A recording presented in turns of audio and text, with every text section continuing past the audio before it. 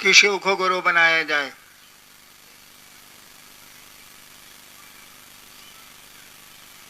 एक बात मैं आपको बताऊं, आज लोग कह रहे हैं कि शिव को गुरु बनाया जाए, लेकिन आपने प्रोफेसर साहब से सुना, वो बता रहे थे कि मैंने जब शिव को गुरु माना था 1974 में, 1974 में, उन दिनों में पटना विश्वविद्यालय में लॉ कानून का विद्यार्थी था। मैंने शिव को गुरु बनाया था तो मुझको ये बात मालूम ही नहीं थी कि शिव गुरु है, मैं नहीं जानता था, मुझको पता ही नहीं था। मैंने केवल सुन रखा था कि शिव को ईश्वर कहते हैं, महेश्वर कहते हैं, और भारत के आध्यात्म में शिव के लिए ईश्वर शब्द का प्रयोग हुआ है और ईश्वर के लिए शिव शब्द का प्रयोग हुआ है, इतना मैंने सुना था। फादर बिहार में क्लास 1 अफसर थे, उन्हीं से सुना था कि शिव को ईश्वर कहते हैं, भारत का अध्यात्म शिव को ईश्वर कहता है और ईश्वर को शिव कहता है। तो लंबे दूरी तक, लंबे अंतराल तक श्मशान की साधना के बाद अचानक मुझको लगा कि कहीं कुछ नहीं है, सब फालतू है। लेकिन आदत पड़ गई थी 15 साल तक श्मशान साधने की, योग साधने की, विद्यार्थी जीवन में। आदत के चलते मेरे दिमाग में एक ख्याल आया, मैं कहानी आपको नहीं सुना रहा, वो प्रोफेसर साहब बोल चुके हैं। एक ख्याल आया, एक विचार आया, एक थॉट आया कि गुरु भगवान होता है तो भगवान गुरु क्यों नहीं है? गुरु भगवान होता है तो भगवान गुरु क्यों नहीं है? स्कूल में संस्कृत में हम लोगों ने पढ़ा था, गुरु ब्रह्मा गुरु विष्णु गुरु देवो महेश्वरा गुरु साक्षात पर ब्रह्म तस्मै श्री गुरुवे नमः। स्कूल में पढ़ा था हम लोगों ने। यानी गुरु ब्रह्मा है, गुरु विष्णु है, गुरु महेश्वर है, गुरु साक्षात पर ब्रह्म है, ऐसे गुरु को प्रणाम। मेरे मन में आया कि गुरु परमेश्वर हैं, गुरु ईश्वर हैं, गुरु परमात्मा हैं, गुरु ब्रह्मा हैं, गुरु विष्णु हैं, गुरु महेश्वर हैं, तो महेश्वर गुरु काहे नहीं है? ख्याल आया है, केवल मैंने सोचा, मेरे दिमाग में घूम रहा है। श्मशान में बैठा हूं, आप जानते हैं, वहां अकेले बैठा होना होता है, वहां तो कोई साथ होता नहीं। रात का 2 बज रहा है, घोर अंधेरा है। आरा में एक श्मशान है, गांगी श्मशान, वहीं में बैठा था। नवंबर का महीना था 1974, 1974, और मैंने तय किया कि मैं शिव को गुरु बनाऊंगा, उस भगवान को गुरु बनाऊंगा। मुझको नहीं मालूम था कि शिव गुरु हैं या किताबें लिखती हैं कि शिव गुरु हैं, मैं नहीं जानता था। मैंने ईश्वर को गुरु बनाया, शिव को गुरु बनाया, और गुरु बनाया तो 3 कस्में मैंने खाई थी, 3 कंडीशंस मैंने रखे थे, 3 शर्तें मैंने रखी थी कि आप आसमान से उतरेंगे, जिस तरह से आप फोटो में दिखते हैं, तस्वीर में दिखते हैं, हम आपको गुरु नहीं मानेंगे। दूसरी शर्त मैंने रखी थी कि आप आदमी के रूप में आइएगा, साधु के रूप में, गुरु के रूप में, आदमी के रूप में, तो आपको हम गुरु नहीं मानेंगे। तीसरी शर्त मैंने रखी थी कि अब तक जितना जो कुछ किया है, श्मशान की साधना में किया हो, योग की साधना में किया हो, तंत्र की साधना में किया हो, अभी के बाद से नहीं करेंगे।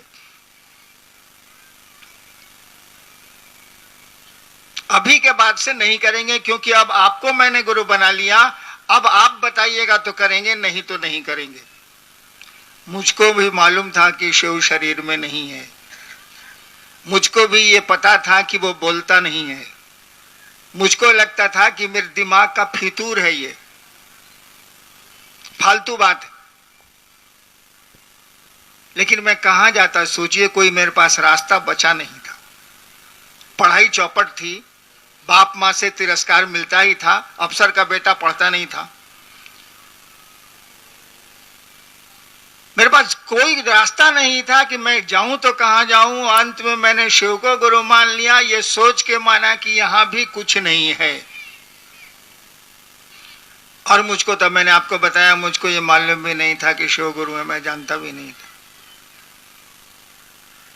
इसी बीच में प्रोफेसर साहब बता रहे थे ना, मैं नौकरी में आ गया, बिहार सरकार में मैं डिप्टी कलेक्टर हो गया। उस समय झारखंड बिहार एक ही था, दो राज्य नहीं थे।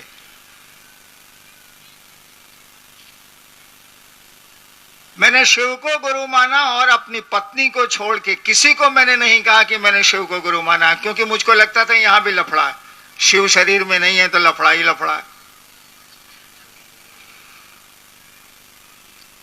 8 साल बीत गए, किसी को मैंने नहीं कहा कि मैंने शिव को गुरु बनाया। इसी बीच सरकार ने मुझको बदल दिया, मजिस्ट्रेट के रूप में एक जिले में, मधेपुरा एक बिहार का जिला है, वहीं बदल दिया।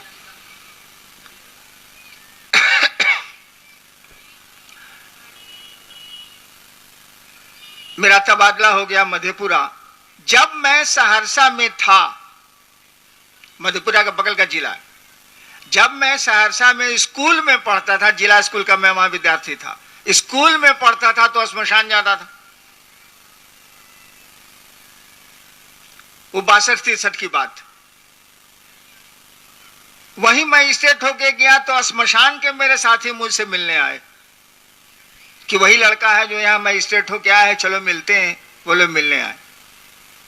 हमने पूछा कि अभी भी तुम लोग श्मशान जाते हो क्या? उन लोगों ने कहा कि जी जाते हैं। और पहली बार अपनी जिंदगी में मैंने अपनी पत्नी को छोड़ के दूसरे से कहा शिव को गुरु बनाइए। पहली बार 8 साल के बाद मैंने उन लोगों को कहा कि शिव को गुरु बनाइए, शिव गुरु हैं। उन लोगों ने कहा जानते हैं कि शिव गुरु हैं। पहले तो मुझको आश्चर्य हुआ कि मैंने तो किसी को कहा ही नहीं है कि शिव गुरु हैं, तो आदमी जानता कैसे है कि शिव गुरु हैं। मैंने कहा कि कैसे जानते हैं आप कि शिव गुरु हैं? उन लोगों ने कहा कि वहां की बोली में, हकीम, किताब में लिखा है शिव गुरु हैं, स्क्रिप्चर्स में लिखा है भी। मैंने लाइब्रेरी से किताबें मंगवाई, किताबों को पढ़ा और तब मैंने जाना, शिव को गुरु माने हमको 8 साल बीत गया था, तब मैंने जाना कि लोग जानते हैं पहले से कि शिव गुरु हैं। हमने कहा कि जब जानते हैं कि शिव गुरु हैं, वो ईश्वर गुरु है, सबसे बड़ा गुरु है। श्लोक भी बोलते हैं, जगत गुरु नमस्तुभ्यम शिवाय शिवदाय च। शिव के बारे में कहा जाता है, जगत के गुरु तुमको प्रणाम है। तो मानते क्यों नहीं है? स्कूल है भैया, पढ़ते क्यों नहीं है? फीस भी नहीं लगती है, शिव गुरु होंगे तो कौन सी दक्षिणा देनी? और वहीं से ये बात शुरू हुई कि शिव को गुरु बनाया जाए। तो मैं कहानी आपको नहीं कह रहा था, मैं ये बात कह रहा था कि दुनिया में जिसने शुरू की ये बात कि शिव को गुरु बनाया जाए, उसने शिव को गुरु बनाया कैसे? कुछ नहीं किया मैंने, ना अगरबत्ती जलाई, ना फूल चढ़ाए, ना मंत्र जपे, कुछ था ही नहीं तो करूंगा क्या? केवल मेरे मन में एक ख्याल आया कि भगवान, गुरु भगवान होता है तो भगवान गुरु काहे नहीं है? शिव ईश्वर का नाम है, इसीलिए शिव गुरु है, बस। और इस ख्याल पर मैं खड़ा हो गया, छोड़ा नहीं। मेरे साथ लाचारी थी, मैं कहां जाता, सब जगह से घूम फिर के आया था। घर में भोजन मिल जाता था, यही बहुत था मेरे लिए, क्योंकि सभी हमसे चिढ़ते थे, कौन धंधा करता है, बचपन से श्मशान में रात भर रहता है, सभी चिढ़ते थे मुझसे। एक ख्याल, एक थॉट, एक विचार, बंगाल के कवि हुए हैं Rabindranath Thakur, you might be knowing, आप जानते होंगे, जिनको नोबेल प्राइज मिला था। उनकी एक पागल कविता है, उसमें वो लिखते हैं आमी नटराजेर चेला, देखिए बंगला में है, रविन्द्रनाथ ठाकुर लिखते हैं आमी नटराजेर चेला चित्ताकाशे देखची खेला बांधन खोलेर सीखची साधन महाकालेर त्रिशूल नाचे। मैं बंगला नहीं जानता, लेकिन ठाकुर साहब की कविता है, उसकी 4 पंक्तियां हैं ये। आमी नटराजेर चेला, मैं नटराज का शिष्य हूं। कहने का अर्थ हुआ कि यह विचार कि मैं शिव का शिष्य हूं अगर आपके मन में घर कर जाए, अगर आपके मन में बैठ जाए कि मैं शिव का शिष्य हूं और इसको भूले नहीं आप, एक दिन शिव आपके गुरु हो जाएंगे और रिजल्ट्स बता देंगे, परिणाम बता देंगे कि वो गुरु हैं। शिष्य में गुरु परिणाम उतारते हैं। वो बोल रहे थे ना प्रोफेसर साहब कि पॉकेट मार गुरु होगा तो शिष्य को पॉकेट मार बनाएगा, संगीतज्ञ गुरु होगा तो शिष्य को संगीतज्ञ बनाएगा, शिव गुरु होंगे तो व्यक्ति को शिव बनाएंगे। शरीर तो शिव होगा नहीं, आदमी का शरीर तो शैतान होता नहीं, आदमी का शरीर तो शिव होता नहीं, कपड़े तो होते नहीं, पोशाक तो होती नहीं। मन न शिव होगा, मन न शैतान होता है, मन न साधु होगा, तो वह शिव आपके मन को शिव बनाएगा। यह गुरु का काम है। और ईश्वर के रूप में तो वो संभाव में कहा ही जाता है कि ईश्वर के रूप में वह परमात्मा मुर्गी भी है और खाने वाला भी है, डकैत भी है, लुटाने वाला भी है, रोगी भी है और डॉक्टर के रूप में उसकी चिकित्सा भी करता है। ईश्वर के रूप में तो उनका समभाव है, समदृष्टि है। वो बाघ भी है, वो गाय भी है, बाघ बकरी को खा जाता है, दोनों है वो।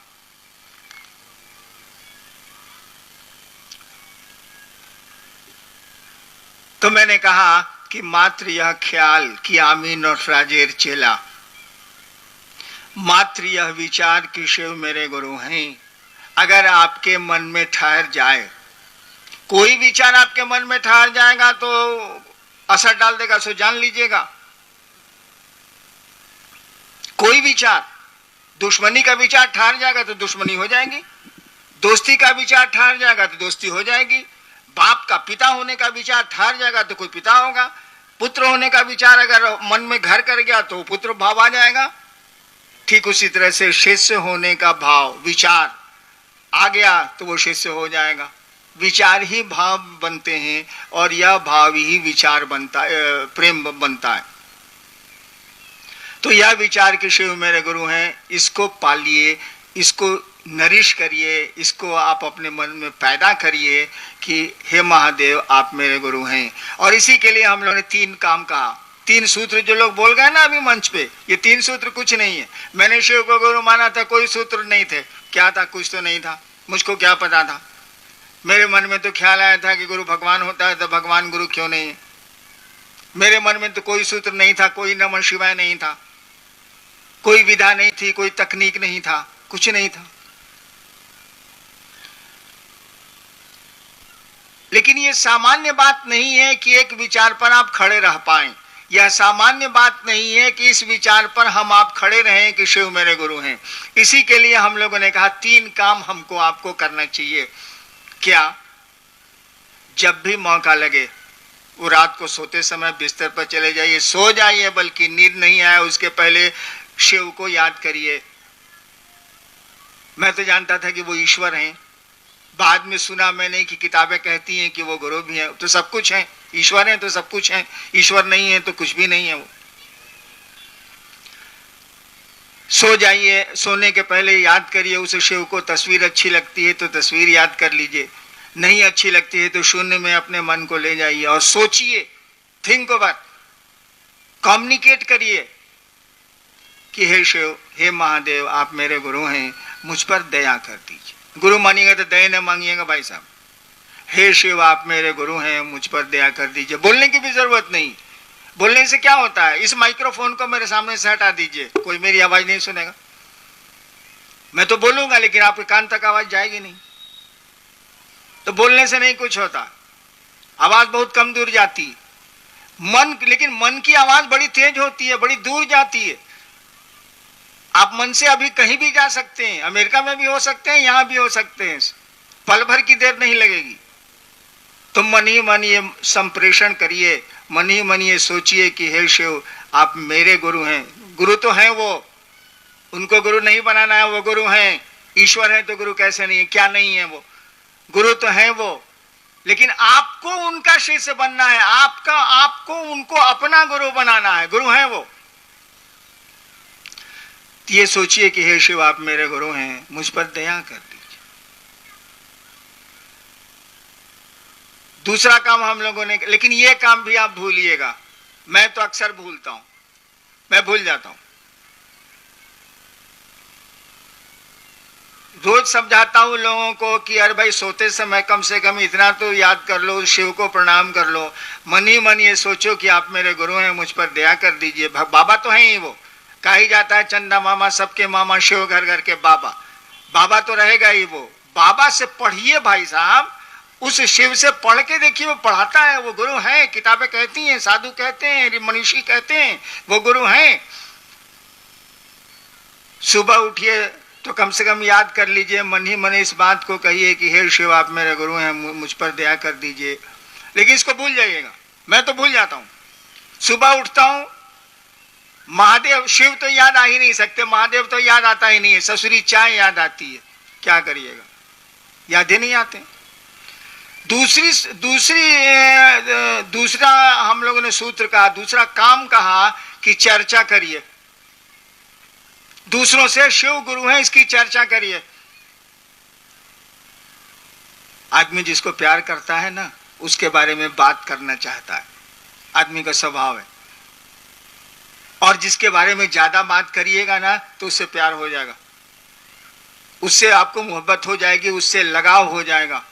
हम लोगों ने कहा शिव गुरु हैं इसकी चर्चा करिए, और चर्चा में आप उलझते हैं। मैं रांची से आया हैदराबाद, मेरे गले में दर्द पैदा हो गया, इतना हुआ इतना हुआ इतना हुआ कि मत पूछिए। मैं सोच रहा था बंगलोर में तो मैं बोल ही नहीं पाऊंगा, लेकिन क्या करूं, अब इतने कार्यक्रम दिया हुआ है, इतने लोग आएंगे, अब गला खराब हो चाहे जे हो, बोलना तो पड़ेगा। मैं रांची में रहता हूं, रोज 200 300 400 आदमी मुझसे मिलने आते हैं, तबीयत खराब है तब भी तो जाना ही जाना है। इतना दूर से लोग आया है, टिकट कटा के आया है, परेशानी झेल के आया है, मिलना तो है ही, क्या करेंगे। यानी चर्चा आपको प्रेरित करती है, आपको अपने गुरु को याद करने में। जब हम लोग मैजिस्ट्रेट थे और जब हमने शुरू की थी ये बात कहनी कि शिव को गुरु बनाइए, तो अक्सर मेरे साथी मैजिस्ट्रेट लोग कहा करते थे, क्या बॉस महादेव का क्या हाल है। देखिए व्यंग कसता है, हम ही से पूछता है महादेव का क्या हाल है। कहा कि महादेव की चर्चा मैं करता था तो वो लोग व्यंग कसता था, क्या बॉस महादेव का क्या हाल है। यानी कुछ नहीं, अब आप कोर्ट करने जा रहे हैं, इजलास पर मैं जा रहा हूं, उधर से एक मैजिस्ट्रेट आ रहा है, क्या बॉस महादेव का क्या हाल है। अब बताइए, हम तो सोच के जा रहे हैं कि आज कितना केस है, कितना सुनना पड़ेगा, कौ घंटा कोर्ट में बैठना पड़ेगा, तब तक याद दिला दिया कि महादेव का क्या हाल है। यानी शिव याद आ गए ना।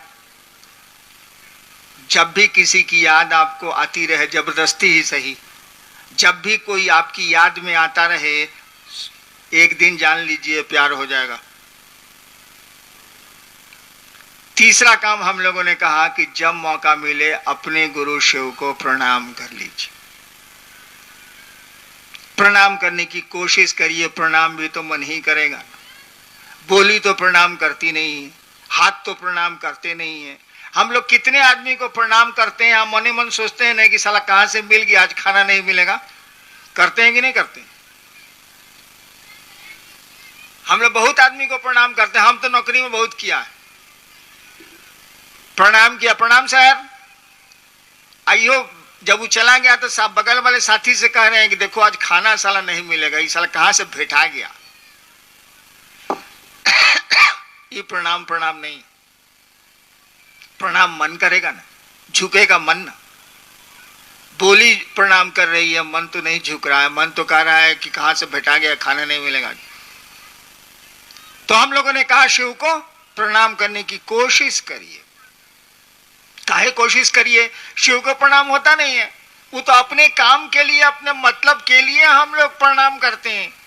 प्रणाम के लिए तो प्रणाम करते नहीं है। शिव के प्रति प्रेम हो, श्रद्धा हो, इसके लिए तो प्रणाम होता नहीं है। काम है, हमको मतलब है, तो प्रणाम तो करना ही पड़ेगा। क्या करेंगे, कोई उपाय है? हम लोगों ने कहा शिव को प्रणाम करने के लिए प्रणाम करने की कोशिश करिए। अपनी बात छिपा लीजिए, वो बात खुद ब खुद पूरी हो जाएगी। कहिए मत, प्रणाम पहले करिए। यही 3 काम हम लोग कहते हैं करने को, यही 3 सूत्र हैं। और हमने तो जब शिव को गुरु माना था तो ये सूत्र भी नहीं थे, मात्र ख्याल था। मेरा गला देखिए, हम गले के बारे में बोल दिए ना, अब बीमारी शुरू हो गई। गजब चीज है, बीमारी का नाम लीजिए, बीमारी शुरू। जब मैंने शिव को गुरु माना था तो कोई सूत्र नहीं थे, मात्र इस बात पे मैं खड़ा रह गया कि शिव मेरे गुरु हैं और रहेंगे। इसके लिए जो नतीजा होगा, और बहुत नतीजा हुआ, हमने आपको सुनाया कहाँ। 74 से लेके 82 तक मेरा जो नतीजा उतरा, हम तो देखते हैं कि आज 3 करोड़ से ज्यादा शिव शिष्य हैं और सबको मस्ती मस्ती। मैंने शिव को गुरु माना था तो जो मुझको परेशानी हुई, जो मुझको दिक्कतें हुई, मैं ही जानता हूं। क्यों? इसीलिए कि 15 साल श्मशान की साधना छोड़ के आया था। बढ़िया आदमी का साथ छोड़ दीजिएगा तो आपका भला मनाएगा, और शैतान आदमी का साथ छोड़ दीजिएगा ना तो आपको चैन से रहने नहीं देगा। तो श्मशान में सब प्रेत सब हमको दोस्ती हो गई थी, और शिव को गुरु मान के साथ छोड़ दिया। सब मिलके हमको तंग करता था। अब मैं बैठ के रोता था कि साला कहां फंस गया, शिव को गुरु मान लिया, प्रेत वो तंग करता। आइए देखते हैं, कुछ जिज्ञासा आई है तो करते हैं। लगातार बोलने में दिक्कत। चलिए,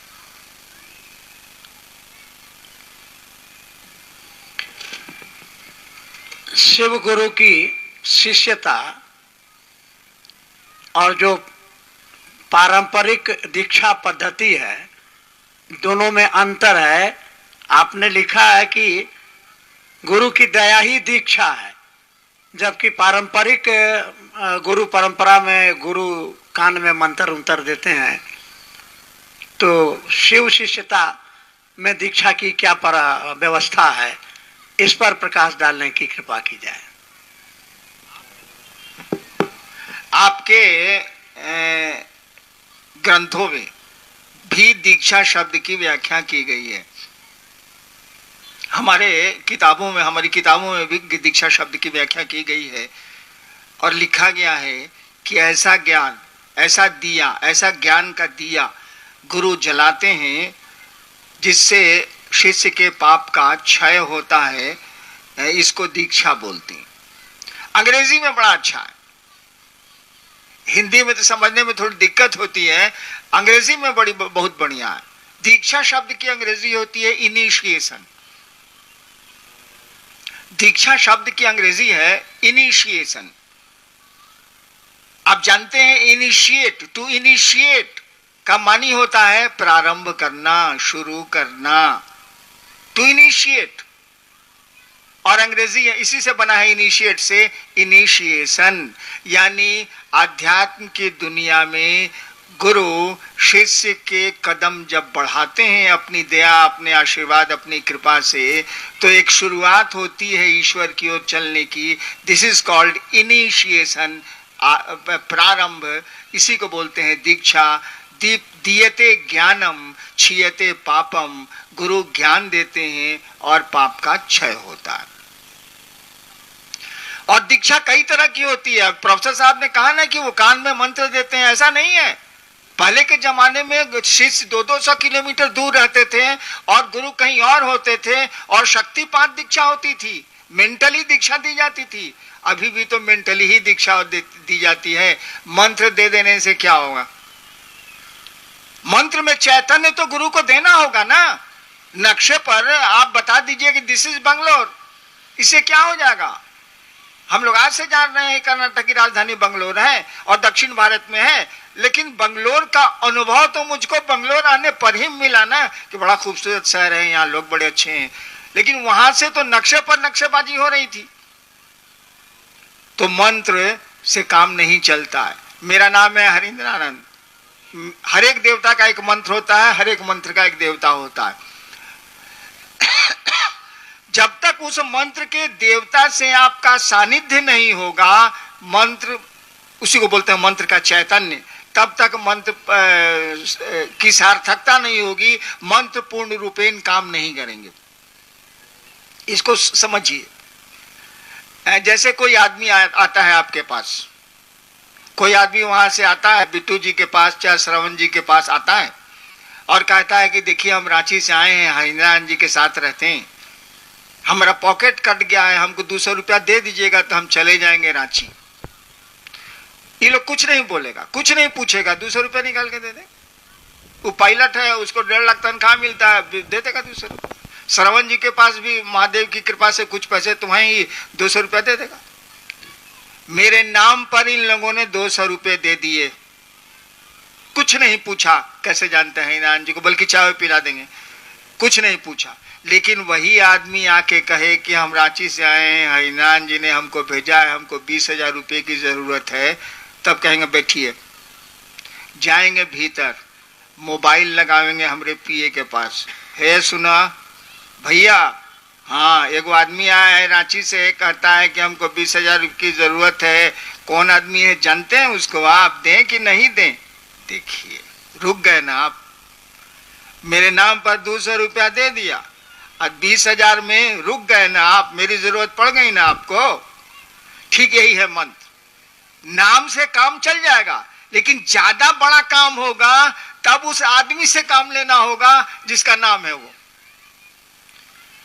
तो शिव शिष्यता में दीक्षा मात्र आपकी ये सोच है, मात्र आपका यह विचार है कि शिव मेरे गुरु हैं, इस सोच पर अगर खड़े हैं आप, तो उस शिव की, उस गुरु की ऊर्जा आप में प्रवेश करेगी और आपका धीरे धीरे उन्नयन होगा। You will get progress towards spiritualism. Next. ये गुरु भाई ने जानना चाहा है कि शिव को गुरु बनाने के लिए खान पान की वर्जना क्यों नहीं है। एक भाई ने पूछा है कि शिव को गुरु बनाने के लिए खान पान में रोक रुकावट काहे नहीं है, वर्जना शब्द का प्रयोग किया गया, रोक रुकावट काहे नहीं। स्कूल में नियम मास्टर साहब का चलेगा कि लड़का का चलेगा, इसका पहले फैसला कर लीजिए। हम लोग जिला में रहे हैं, मजिस्ट्रेट रहे हैं या अन्य पदों पर रहे हैं, एडीएम रहे हैं, जब जाते थे तो देखते थे कि स्कूल में 11 बजे बच्चे बाहर खेल रहे हैं, तो उस स्कूल के मास्टर को हम लोग सस्पेंड कर देते थे। मास्टर कहता था कि लइकवा सब अपने मने बाहर चला गया है, सर हम क्या करें, हम क्या मास्टर को चीखें, बैठाइए पढ़ाइए सबको। यानी स्कूल में नियम मास्टर साहब का ना चलेगा, लइका का चलेगा तो कबड्डी खिला देगा मास्टरों को, पढ़े वढ़ेगा नहीं। ठीक उसी तरह से आप गुरु किसको बना रहे हैं, हमको, हम लोग किसको गुरु बनाने की बात कर रहे हैं। हम लोग तो गुरु नहीं है, हम लोग तो उपदेशक नहीं है, हम लोग तो स्वामी नहीं है, जो है सो शिव है, वो महादेव है। तो बताइए वह ईश्वर किसको रोकेगा, किसको परमिशन देगा, कि कौन उसका पराया है, जो बता दीजिए तो जरा। समुद्र में रहने वाले मछुआरे भी शिव के हैं, सब्जियों पर पलने वाले लोग भी शिव के हैं। मैंने देखा है जब बाढ़ आती है, इस इलाके में पता नहीं कम आती है, बिहार वगैरह में जब बाढ़ आती है तो गांव देहात के लोग, सरकार की सहायता देर से पहुंचती है, गांव देहात के लोग रेलवे लाइन पर परिवार को लेकर चले जाते हैं। मछली खाने वाले का शिव नहीं है क्या, सब्जी खाने वाले का ही शिव है क्या, गाय का शिव है क्या, बाघ का शिव नहीं है, सबका तो है ना भाई। वही शिव जगत का गुरु है, जगत गुरु का मानी होता है। जगत के एक एक आदमी को ही हैज द फ्रीडम, उसको स्वतंत्रता है टू बी हिज डिसाइपल। जगत के एक एक आदमी को यह स्वतंत्रता है कि वो शिव को अपना गुरु बनाए, क्योंकि शिव जगत गुरु है। आपकी किताबें कहती हैं जगत गुरु नमस्तुभ्यम, हे शिव गुरु तुमको, जगत गुरु तुमको प्रणाम है। तो जगत में तो सारे लोग रहते हैं ना भाई साहब, वो मछलियां खाते हों, समुद्री जानवरों पर अपना जीवन पालते हों या सब्जियां खाते हों, सबका है। शिव तो सब, शिव के तो सभी ठीक है, हमारा शिव नहीं है, इसीलिए कि हमारी तो बीवी है, बच्चे हैं, पद है, प्रतिष्ठा है, गाड़ी है, घर है, मकान है, लेकिन शिव के तो हम जरूर हैं। हमारा शिव नहीं हो सकता है, लेकिन शिव के तो हम जरूर हैं। अगर शिव के नहीं है तो हम है ही नहीं, कुछ हो ही नहीं सकता। वो ईश्वर है, पूरी सृष्टि उसी की है। तो जगत गुरु जब शिव होगा तो खान पान में क्या, कपड़े लत्ते और गरीबी अमीरी, जात पात धर्म, कहीं आप वर्जना नहीं लगा सकते, कहीं आप रोक नहीं लगा सकते। हम लोग जगत गुरु शिव की बात करते हैं, इसीलिए हम लोग तो कोई वर्जना लगा नहीं सकते, कोई कानून बना नहीं सकते, कोई नियम लागू कर नहीं सकते। सबको फ्रीडम है, everyone is free to accept lord Shiva as guru, सबको स्वतंत्रता।